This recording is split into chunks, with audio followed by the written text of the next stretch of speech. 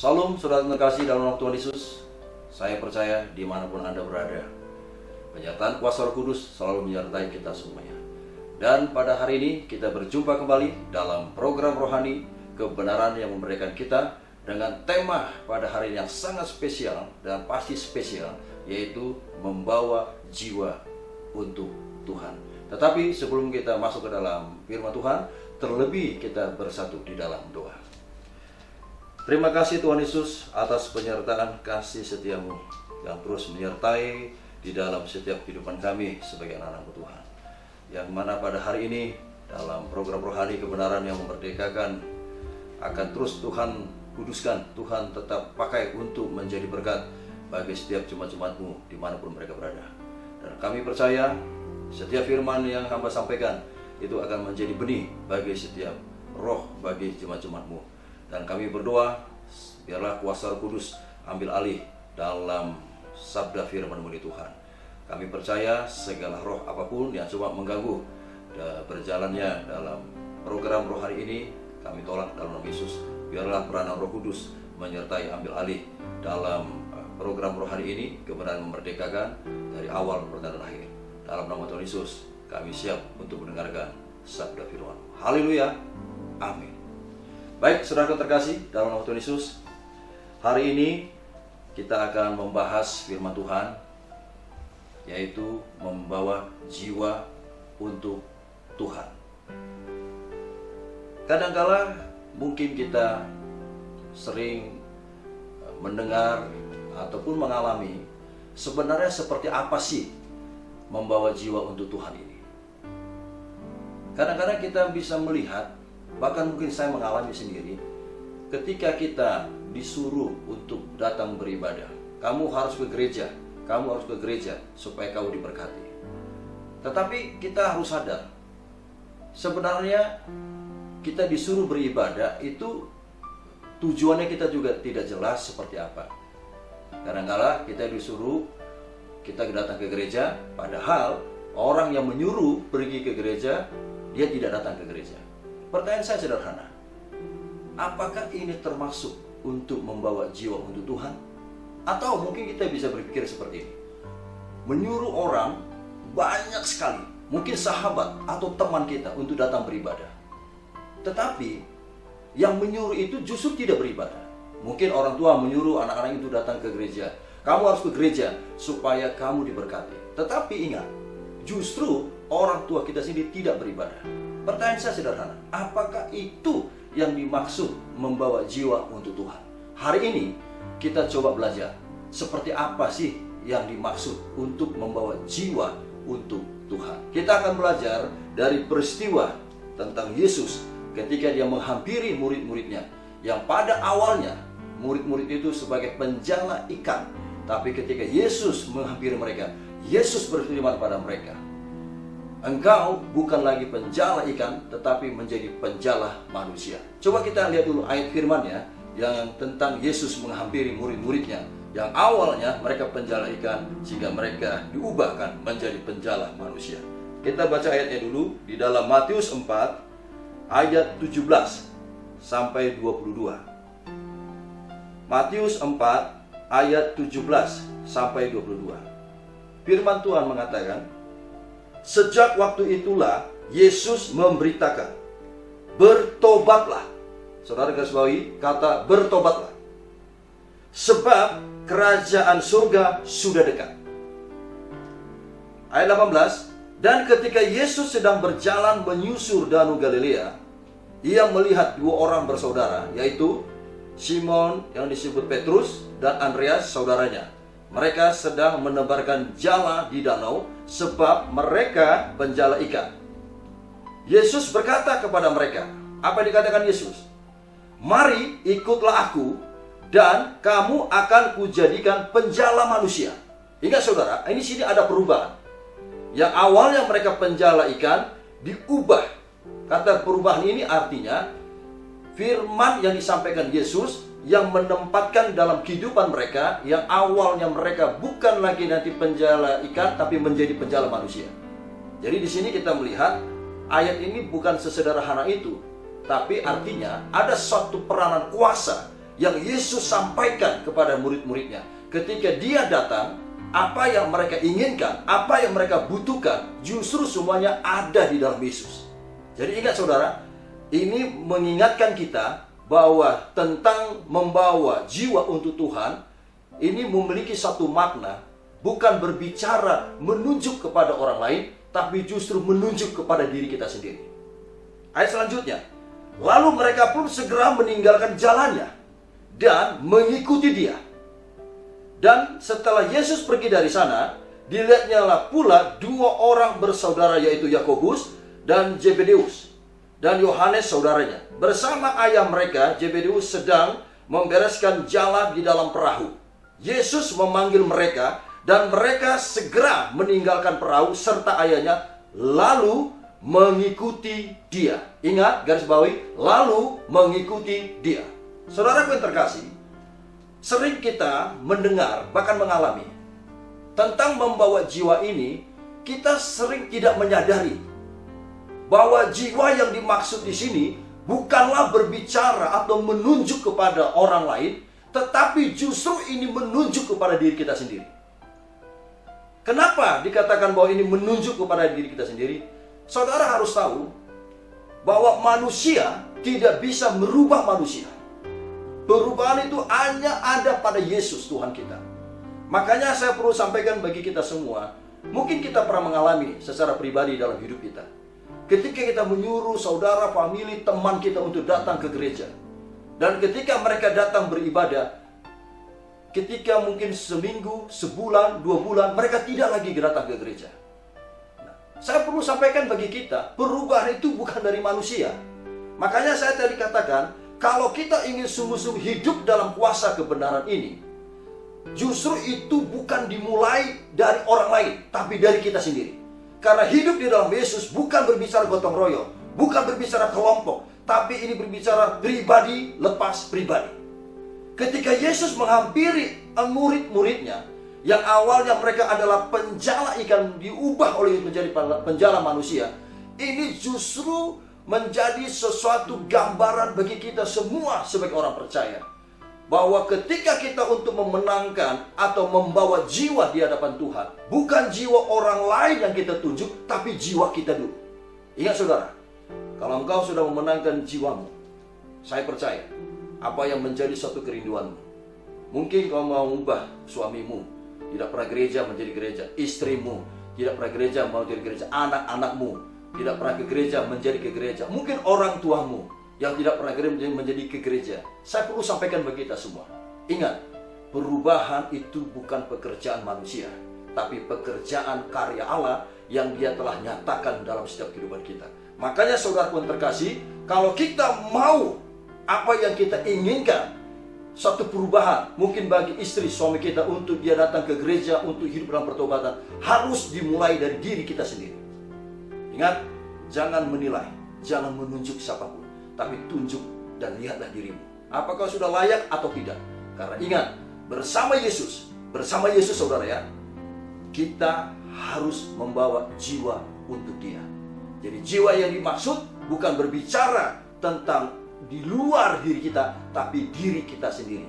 Saudara terkasih dalam Yesus, hari ini kita akan belajar, kita akan meluruskan bahwa membawa jiwa di sini bukan berbicara tentang pribadi orang lain, tetapi pribadi kita sendiri. Karena ingat, Yesus menghampiri murid-muridnya.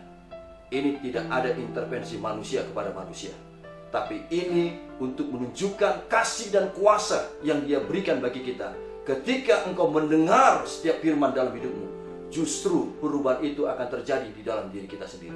Apa itu perubahannya? Kita hidup dalam kuasa kebenarannya.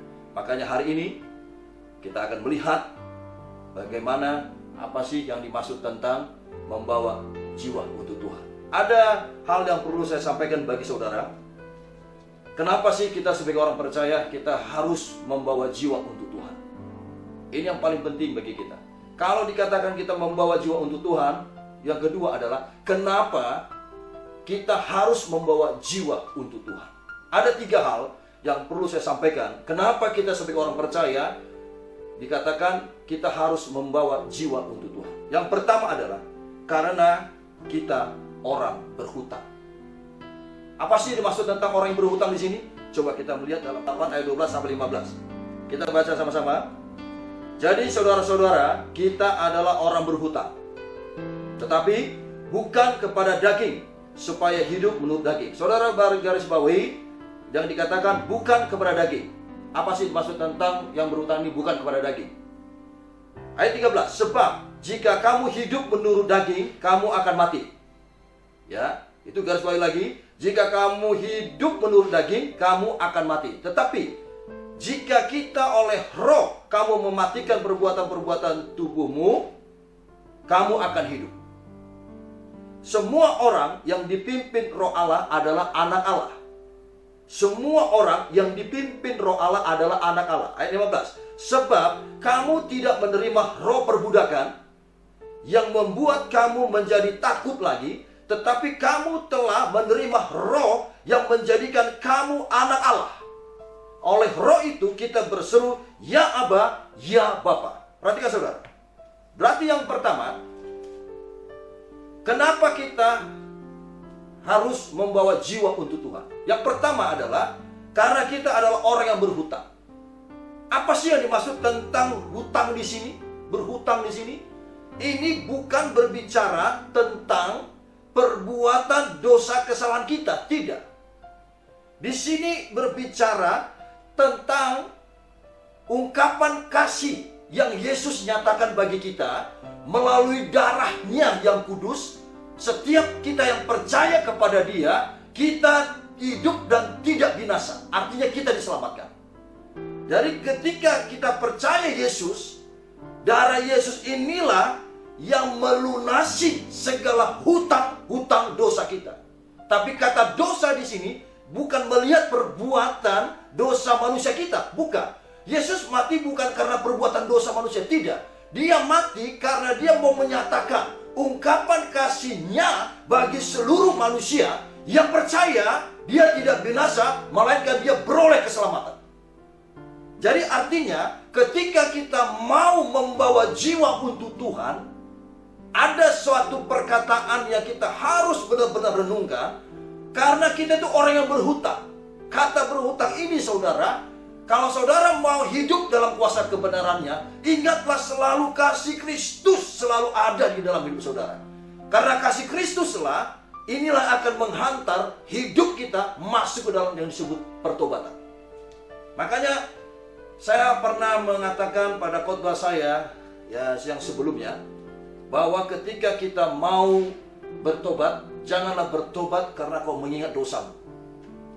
Ingat saudara, kalau kau bertobat karena ingat dosamu, saya sampaikan minggu yang lalu ya, dalam khotbah saya pada hari minggu yang lalu, pertobatanmu tidak ada kuasanya.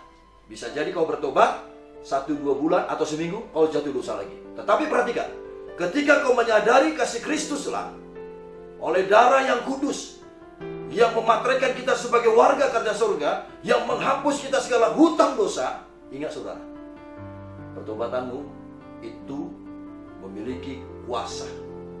Sehingga kalau kau mungkin berjumpa dengan teman atau sahabatmu yang mungkin dulu membuat kau berdosa, itu tidak akan mempengaruhi iman. Jadi ayat ini menegaskan kita, ketika kau membawa jiwa, bawalah jiwamu. Karena apa? Mengingatkan kita akan kasih Kristus. Aku orang yang berhutang. Jadi bukan kita menuju orang lain saudara, tapi menuju diri kita sendiri. Nah ketika kita menyadari kita orang yang berhutang, dan kita selalu mengingat kasih Kristus dalam hidup kita, disitulah yang disebut kita dipenuhi oleh kemuliaan Allah, kuasa Allah. Sehingga kuasa Allah yang memenuhi hidup kita atas pertobatan kita saudaraku. Maka suamimu yang tidak bertobat pasti bertobat.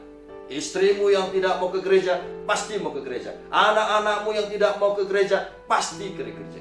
Karena saudara harus tahu, perubahan itu bukan dari manusia, bukan dari kuasa manusia, tapi dari Allah itu sendiri.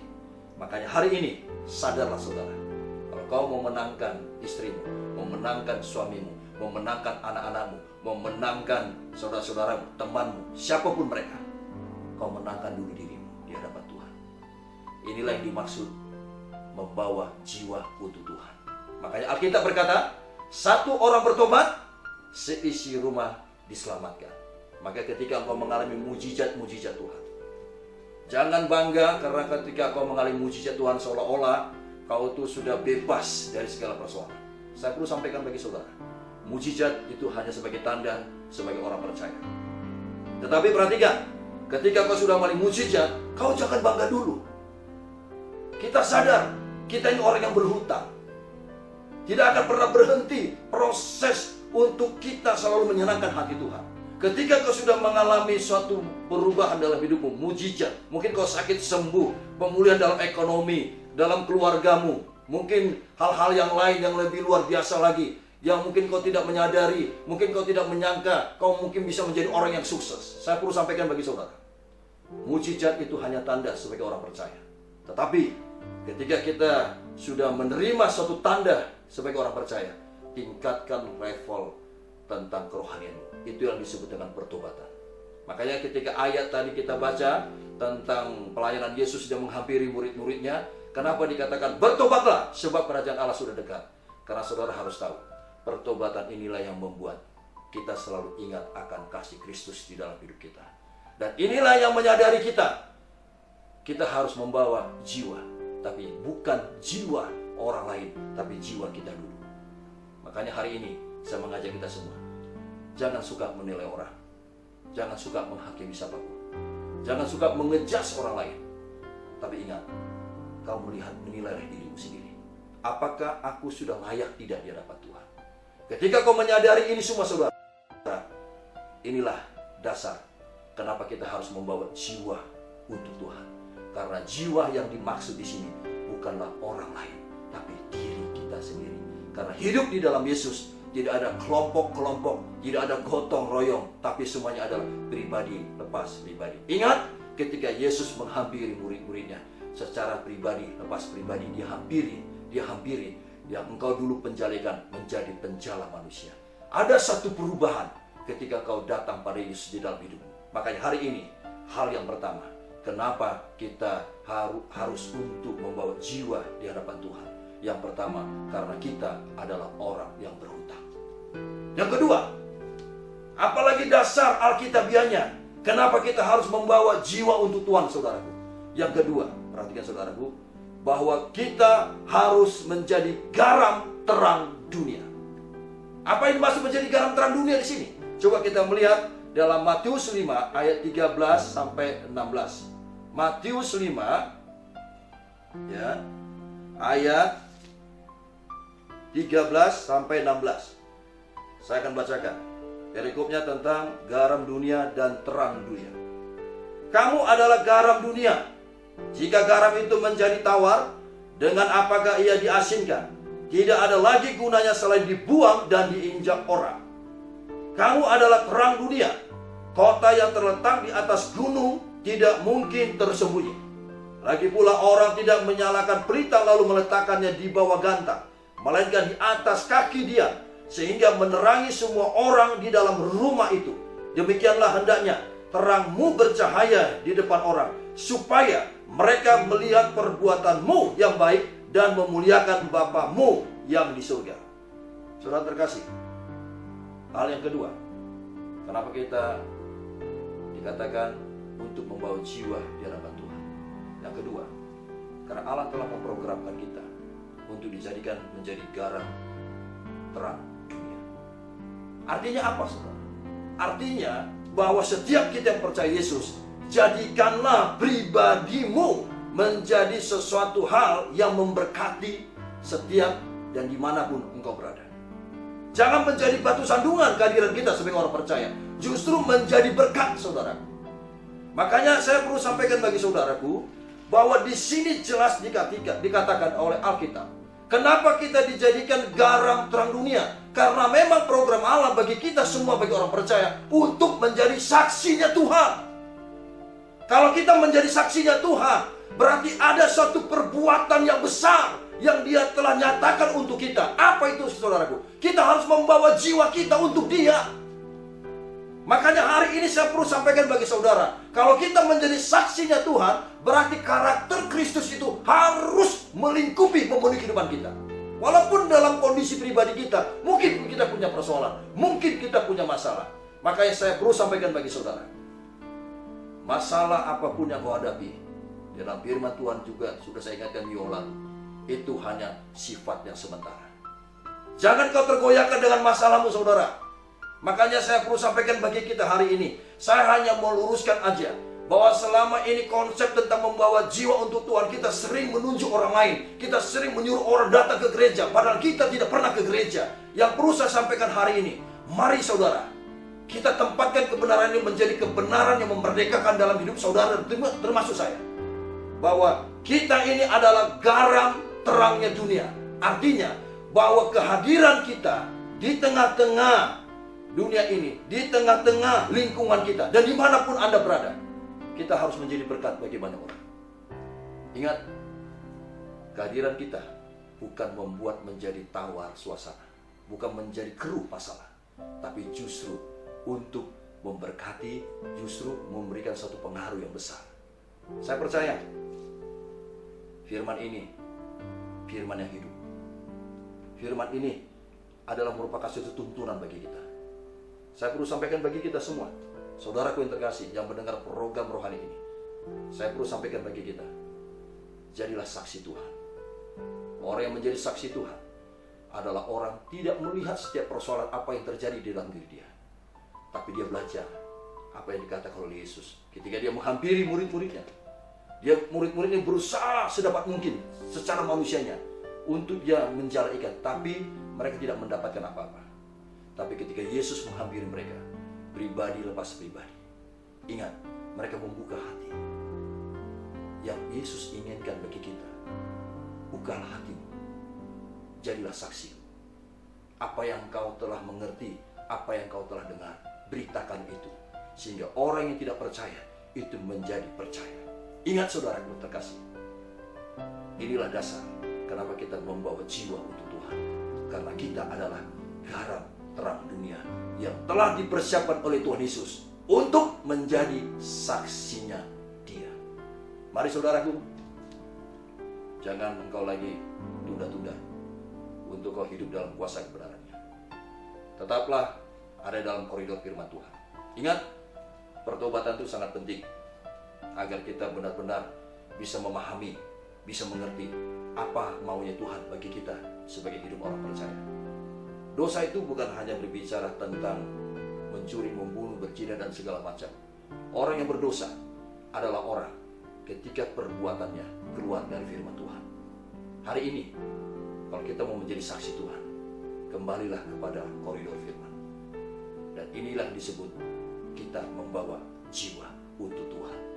Jiwa itu jangan kau tunjuk orang lain, tapi tunjuk dirimu. Jangan kau menuntut orang lain, jangan kau mau menuntut suamimu, istrimu, anakmu untuk dia hidup dalam pertobatan. Tapi kita pun tidak pernah bertobat.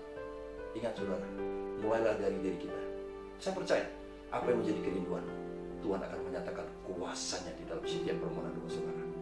Inilah hal yang paling penting untuk kita menempatkan apa yang dimaksud membawa jiwa untuk Tuhan. Jangan saudara memaksakan keinginan dagingmu untuk suamimu bertobat, istrimu bertobat, anak-anakmu bertobat. Tapi ingat, perubahan itu bukan dari manusia untuk manusia, tapi dari Yesus itu sendiri. Karena ayat firman yang telah kita baca, ketika Yesus menghampiri murid-muridnya, di dalam, kita lihat kembali di dalam Matius 4 ayat 19, apa dikatakan? Yesus berkata kepada mereka, mari ikutlah aku dan kamu akan kujadikan penjala manusia. Jadi di sini kita diingatkan, kita harus kembali kepada koridor firman. Hanya Yesus perubahan, hanya Yesus jalan bagi kehidupan kita. Jangan kau gampang putus asa, berserahlah kepada Tuhan. Orang yang berserah adalah orang yang menempatkan iman percaya kepada Yesus. Kita sebagai orang Kristen tidak ada yang namanya pasrah. Pasrah itu tidak jelas, imanmu kau gantungkan kepada siapa. Tapi kalau kau berserah, imanmu jelas, kau gantungkan hanya kepada satu nama yang berkuasa. Itulah Yesus Tuhan kita. Karena ayat ini juga berkata, ikutlah aku dan kamu akan kujadikan penjala manusia. Jadi ada sesuatu hal otoritas kuasa yang Tuhan telah sediakan bagi kita sebagai umat orang percaya. Inilah dasar yang kedua. Kenapa kita harus membawa jiwa untuk Tuhan? Kita harus sadar, kita telah diprogram Allah untuk menjadi garam terang dunia. Jadi ini bukan berbicara tentang di luar dari diri kita, tapi itu menuju pada diri kita sendiri.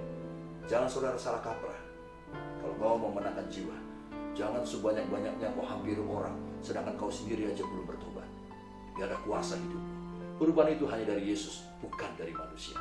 Saya percaya ketika kau mendengar isi hati Tuhan ini, ada satu hal kebenaran yang akan mengajar dan menegur dalam hidup kita.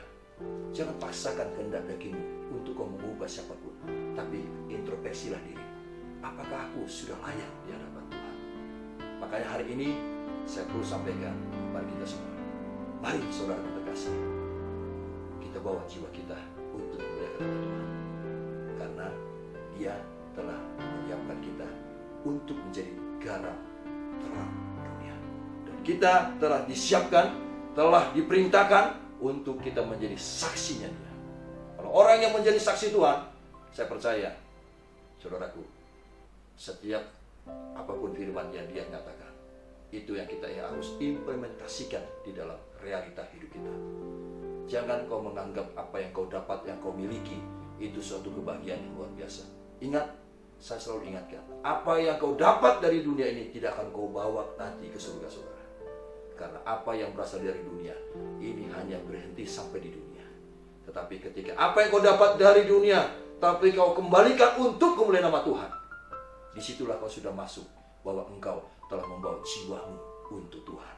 Semua apa yang kau miliki, kau kembalikan untuk kemuliaan nama Tuhan.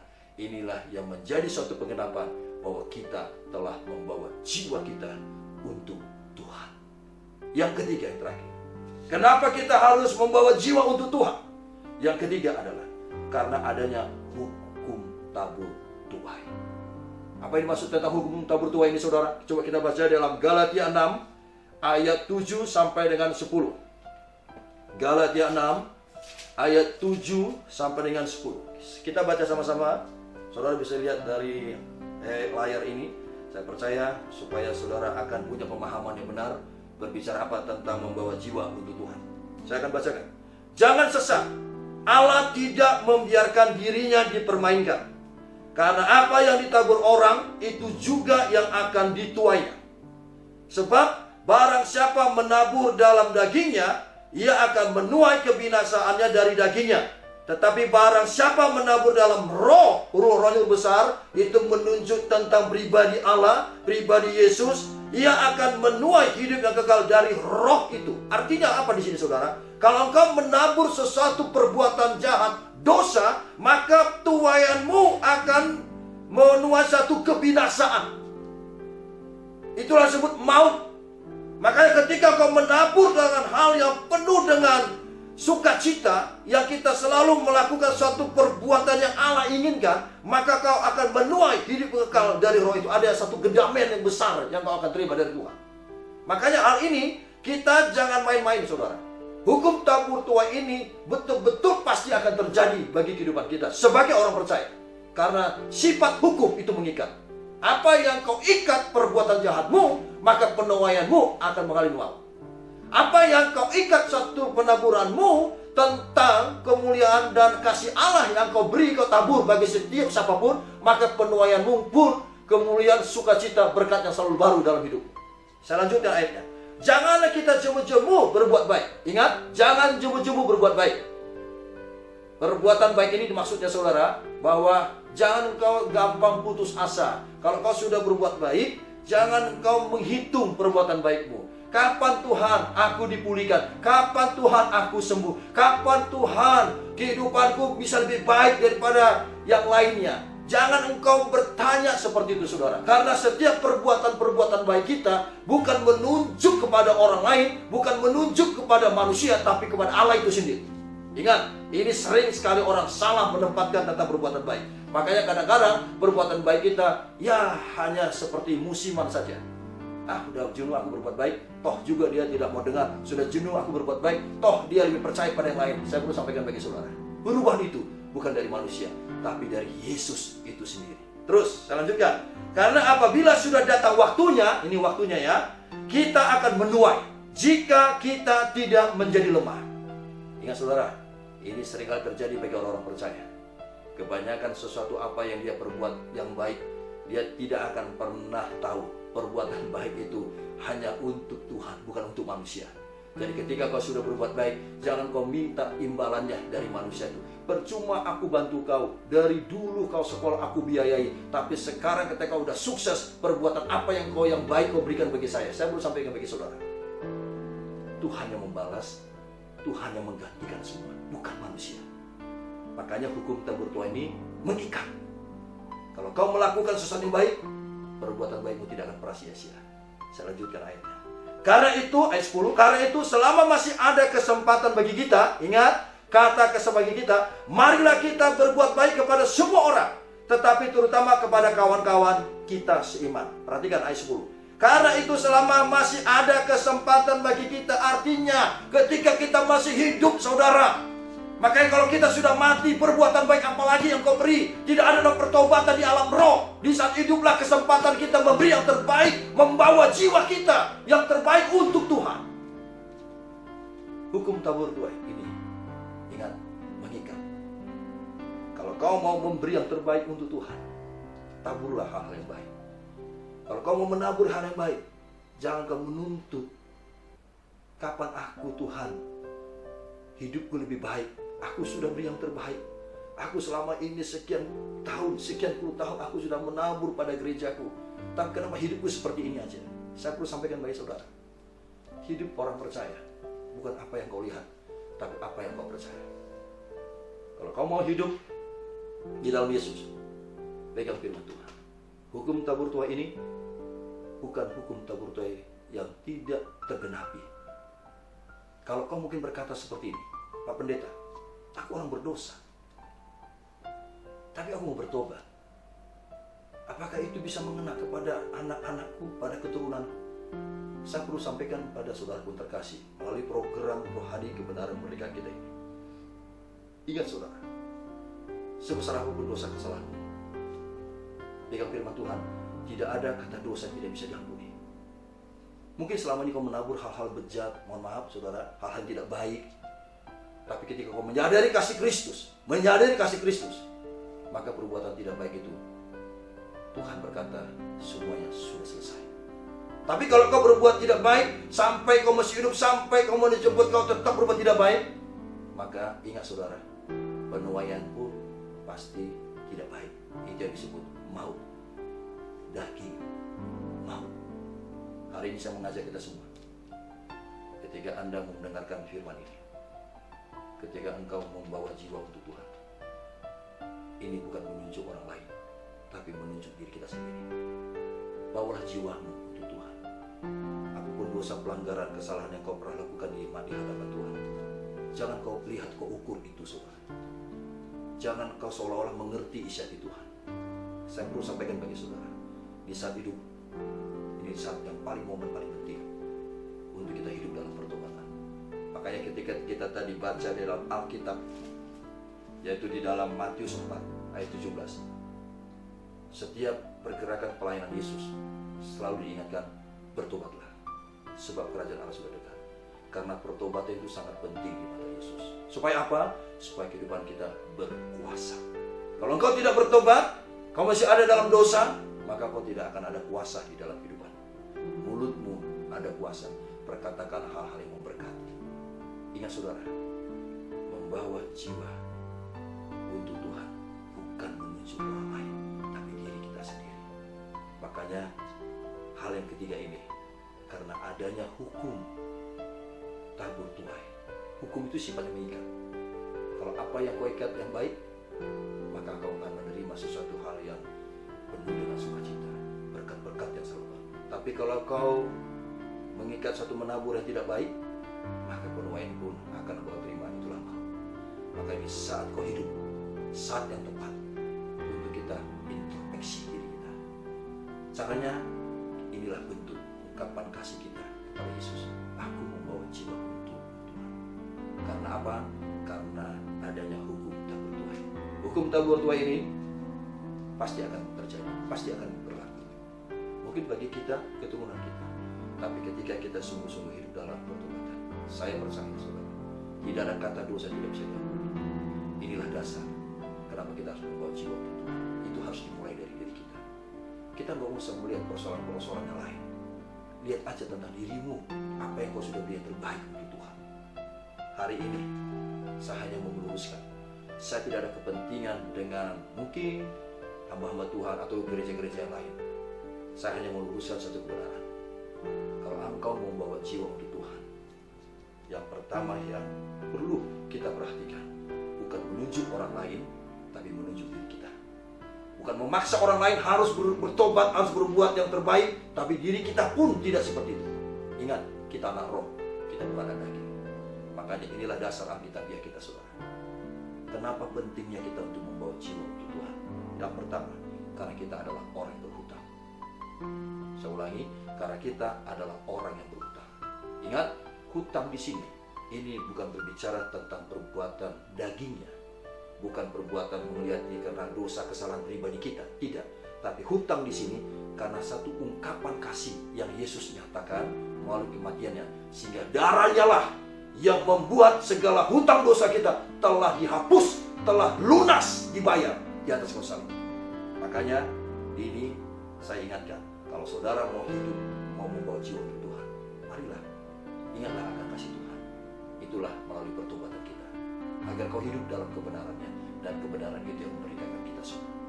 Kalau kau tidak hidup dalam pertobatan, kalau kau tidak ingat kasih Kristus dalam hidupmu, dengan darahnya lah saudara kita telah lunas dibayar atas segala dosa kita. Tapi ini hanya berlaku bagi orang percaya.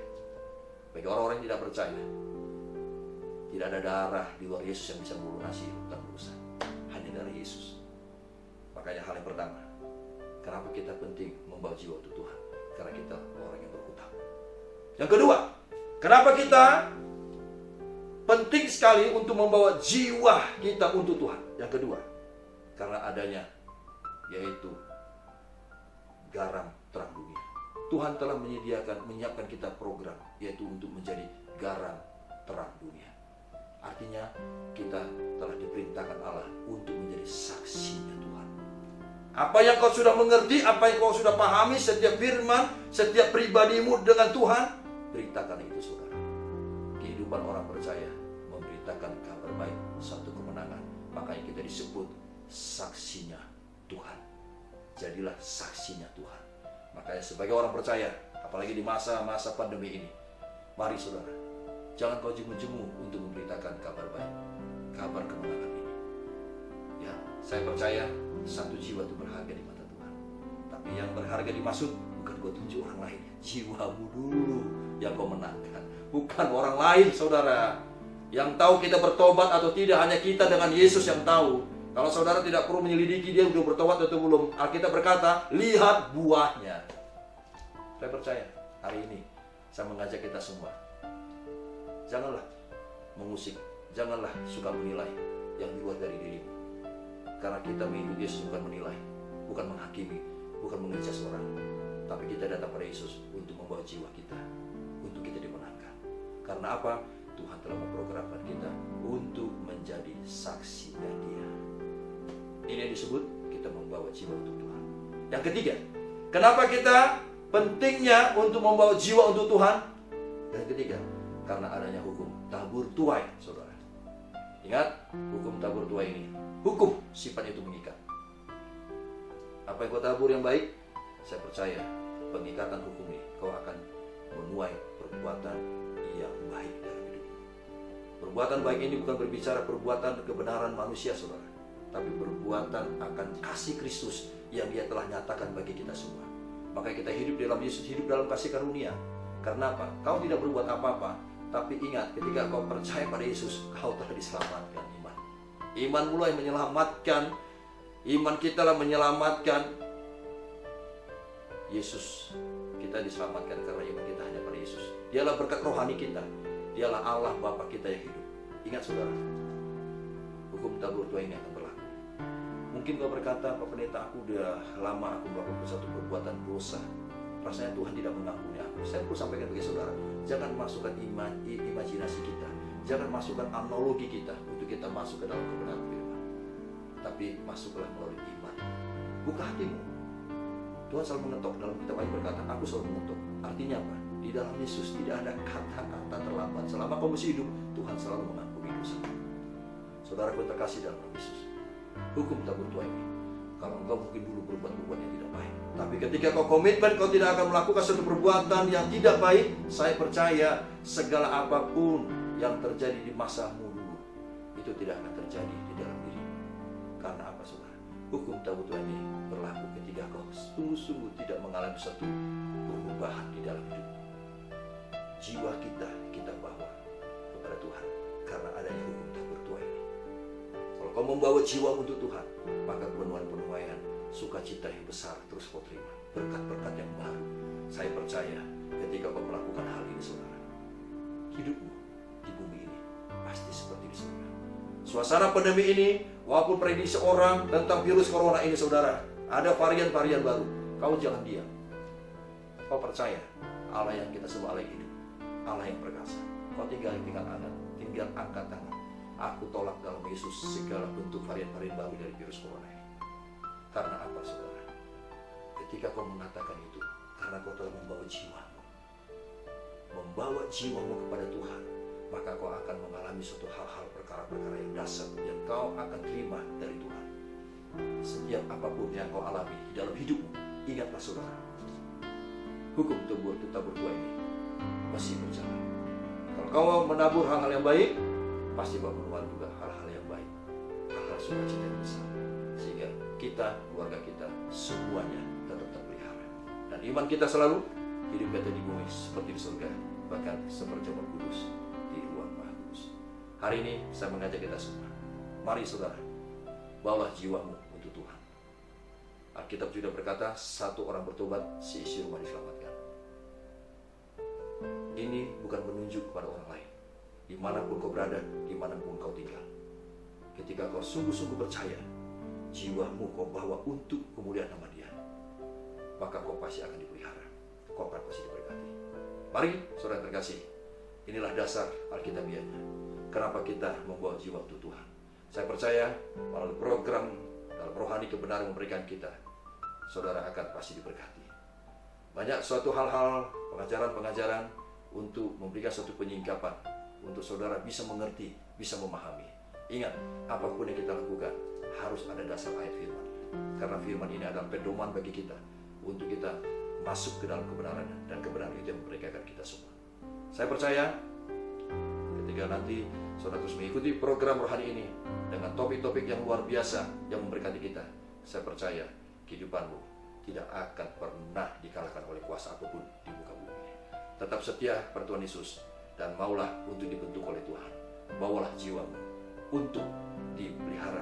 Bawalah jiwamu untuk kau tetap menjadi mempelai Kristus yang berkualitas. Saya percaya, saudara, dimanapun kau berada, Tuhan tetap memberkatimu.